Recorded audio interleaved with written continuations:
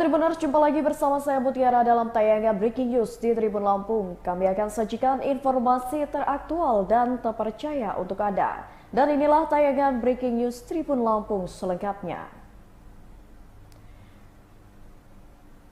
Sebuah truk Fuso Box terbakar di kilometer 139 Lampung Tengah pada Selasa 8 Oktober 2024.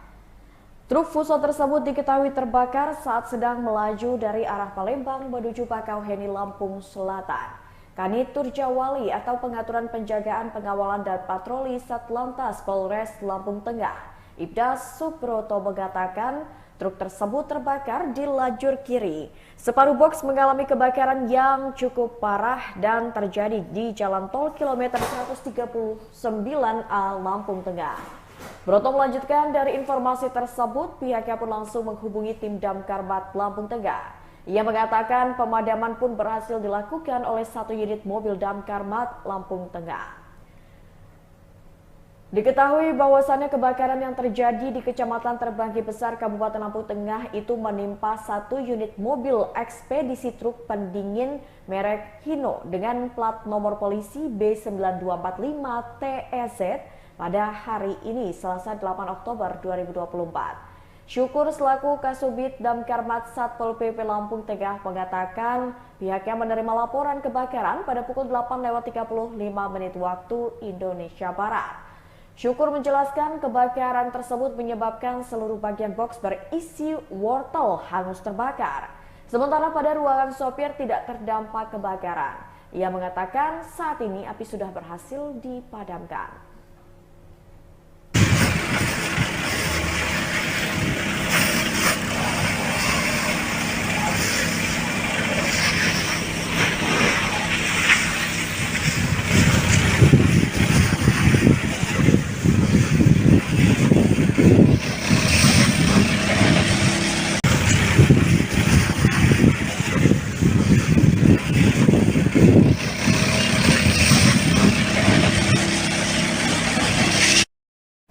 Ya, Tribuners, terkait kasus kebakaran truk Fuso yang terjadi di tol kilometer 139, kita akan mendengarkan keterangan yang disampaikan langsung oleh Kanit Turjawali Satlantas Polres Lampung Tengah, Ibda Subroto. Warahmatullahi wabarakatuh. Selamat pagi, mohon izin Kementerian melaporkan unit patroli Satlantas Polres Lampung Tengah melaporkan telah terjadi kebakaran runbox pagi ini di KM 139. Runbox bermuatan wortel dari arah Palembang menuju Bakauheni. Tindakan yang dilakukan unit patroli Satlantas Polres Lampung Tengah menghubungi damkar dari Kabupaten Lampung Tengah. Kemudian kerugian separuh box terdapat kebakaran yang serius. Demikian yang dapat dilaporkan dari KM 139 jalur Ambon.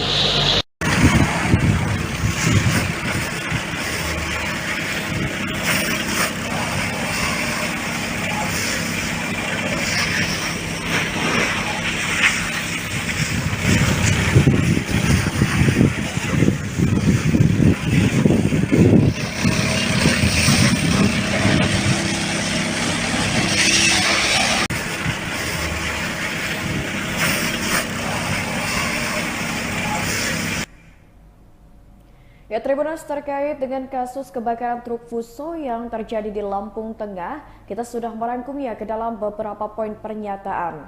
Di mana poin pertama, truk Fuso Box berisi muatan wortel terbakar di Jalan Tol kilometer 139A Lampung Tengah pada Selasa 8 Oktober 2024. Kebakaran tersebut menyebabkan seluruh bagian truk box hangus terbakar.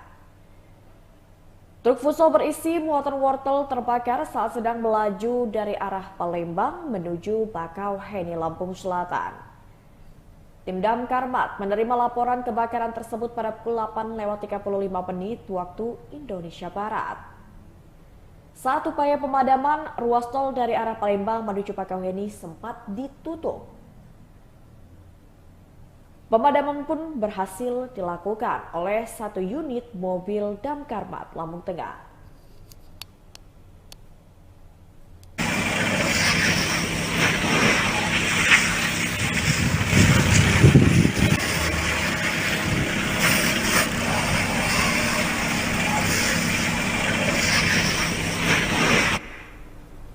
Ya, Tribuners, terkait dengan kasus kebakaran truk Fuso yang bermuatan wortel ini di mana terbakar di area tol kilometer 139 Lampung Tengah, kita akan berbincang bersama dengan Ketua MTI Lampung, Bang Aditya Mahatidanar. Halo, selamat siang Bang Adit. Iya, halo, selamat siang Mbak Mutiara. Iya, kita berjumpa kembali Bang Adit. Kali ini barusan tadi pagi ini kan ada kasus di mana sebuah truk Fuso bermuatan wortel ini terbakar hebat. Dan tadi kita lihat di video juga memang ini cukup parah kebakarannya. Nah, Bang Adit, biasanya apa sih yang menjadi faktor penyebab terjadinya kebakaran di kendaraan baik itu truk Fuso ataupun bis ataupun transportasi lainnya seperti itu? Oke, iya saya juga baru dapat beritanya tadi pagi. Jadi biasanya sih kalau kendaraan terbakar saat dia berjalan itu ada beberapa sebab. Yang pertama mungkin terjadinya korsleting listrik. Jadi pada sistem kelistrikan di kendaraan itu terjadi korsleting atau kabelnya atau ada yang rusak atau aus, jadi menyebabkan pemicu kebakaran. Yang kedua bisa juga overheating mesin.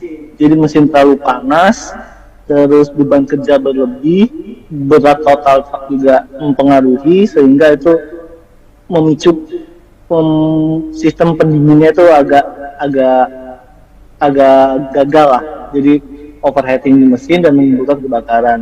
Bisa juga dia ada kebocoran bahan bakar. Nah itu mungkin yang terjadi karena kan sistem sirkulasi bahan bakar itu kan ada di bawah atau di tengah dari badan mobilnya, badan truknya. Itu bisa jadi kebakaran di situ, terus dipicu oleh salah satu mungkin ada korsleting listrik di situ dan itu menyebabkan kebakaran. Ada juga lainnya, tapi saya rasa sih nggak mungkin soalnya pemuatannya berisikan wortel ya. Jadi kalau wortel kan tidak memicu kebakaran ya kandungnya isinya. Tapi kalau misalnya kayak baterai lithium apa segala macam itu bisa memicu kebakaran gitu. Oke. Nah, ini Bang Adit, kalau yang terjadi di di jalan tol 139 km ini di Lampung Tengah ini, sebenarnya kan tadi sudah disebutkan beberapa faktor penyebab yang bisa saja terjadi gitu. Nah, Bang Adit, sebenarnya apa sih yang harus dilakukan baik oleh sang supir ataupun kernet yang memang istilahnya setiap harinya mereka ini kan bekerja dengan mengemudi transportasi yang bisa dikatakan ini transportasi berat ya, seperti truk Fuso dan lain-lain. Apa treatment yang bisa dilakukan untuk bisa mencegah kejadian seperti ini? Jadi ya biasa balik lagi ke proteksi awalnya dengan cara memeriksa dan perawatan rutin. Jadi truk itu harus selalu dalam kondisi baik. Jadi sopir juga ataupun kalau dia melalui perusahaan harus dilakukan pengecekan secara rutin. Jadi sistem kelistrikan, mesin, sistem bahan bakar, pengereman itu harus dicek berulang kali sehingga dapat mendeteksi sedini mungkin masalah terjadinya kebakaran.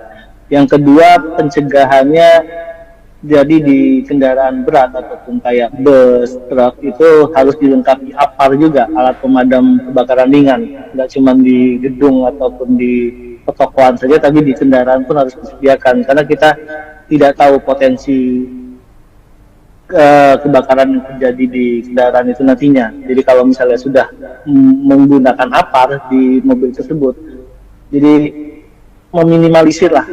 Misalnya sudah ada percikan api langsung dipadamkan dengan APAR tersebut. Bisa juga dengan cara memeriksa potensi kebocoran bahan bakar. Jadi kalau balik lagi yang ke nomor 1, kalau dicek pada saat pengecekan rutin tersebut ada potensi bocor ada bahan bakar, sebaiknya dirawat dulu, diperbaiki dulu, baru diperbolehkan jalan gitu. Oke, tapi ini kan yang menariknya ya Bang Adit, untuk beberapa kasus truk kebakaran ataupun beberapa transportasi atau kendaraan berat lainnya, ini kan kasus kebakarannya mayoritas terjadi di jalan tol ini biasanya. Nah, umumnya kalau untuk di jalan tol sendiri apa biasanya Bang Adit? Ini untuk penyebab umumnya. Selain yang tadi yang sudah dijabarkan oleh Bang Adit pada awal tadi. Ya kalau di jalan tol itu kan kita tahu banyak beban yang berlebih. Jadi misalnya di tol itu dituntut untuk kecepatan yang tinggi. Jika kecepatan tinggi, otomatis dia kemampuan mesinnya juga harus dituntut tinggi. Nah itu menyebabkan overheating di mesinnya. Beda halnya kalau kita mengendarai tidak di jalan tol, di jalan biasa, otomatis sistem kecepatannya apa segalanya itu tidak terlalu overheat. Jadi masih bisa diminimalisir.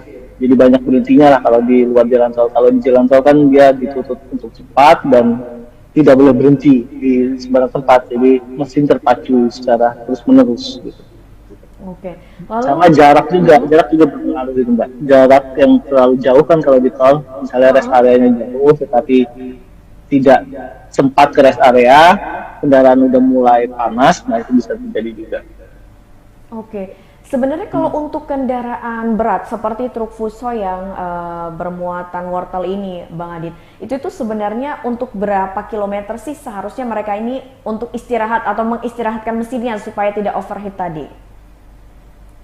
Jadi kalau kita berkendara ya normalnya sih tiap 3 jam itu kita istirahat kalau untuk pengendaranya, tapi kalau untuk mesinnya itu dilihat bisa lebih karena kan di kendaraan itu ada sistem pendinginnya juga.